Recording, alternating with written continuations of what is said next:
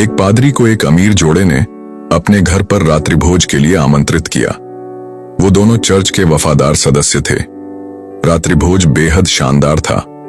पादरी ने घर को आशीर्वाद दिया और फिर वहां से चले गए।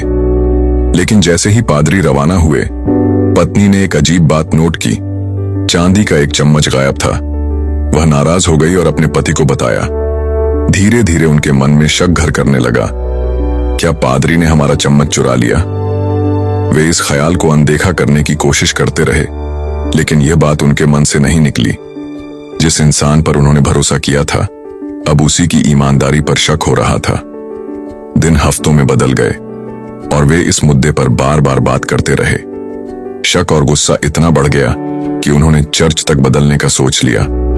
फिर एक दिन पति ने सुझाव दिया, चलो पादरी को फिर से खाने पर बुलाते हैं।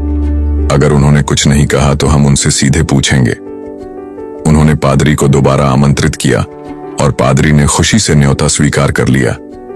लेकिन इस बार डिनर टेबल पर वातावरण तनावपूर्ण था। फिर पत्नी ने साहस जुटाया और सीधा सवाल किया, पादरी जी, कृपया सच बताइए, क्या आपने मेरी चांदी की चम्मच ली थी? पादरी मुस्कुराए, शांत स्वर में बोले, मैंने वह चम्मच आपकी बाइबल के अंदर रख दी थी, यह देखने के लिए कि आप उसे पढ़ते हैं या नहीं। अब मुझे जवाब मिल गया है। यह सुनते ही पति पत्नी स्तब्ध रह गए। उन्हें समझ आया कि बाइबल तब से वैसी की वैसी बंद पड़ी थी।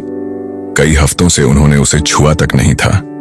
वे इतने व्यस्त थे दूसरों पर शक करने में कि खुद का आत्मनिरीक्षण करना भूल गए। कहानी की सीख, हम अक्सर दूसरों पर जल्दी शक करते हैं, जबकि सच्चाई हमारे ही भीतर छुपी होती है। जो बात हमें कचोटती है, वह हमारी खुद की लापरवाही और निष्क्रियता का नतीजा हो सकती है। अगर यह कहानी आपके दिल को छू गई, तो इसे अपने दोस्तों और परिवार के साथ जरूर साझा करें और नीचे कमेंट में लिखें, मैं आत्मनिरीक्षण करूंगा, पहले खुद को बदलूंगा।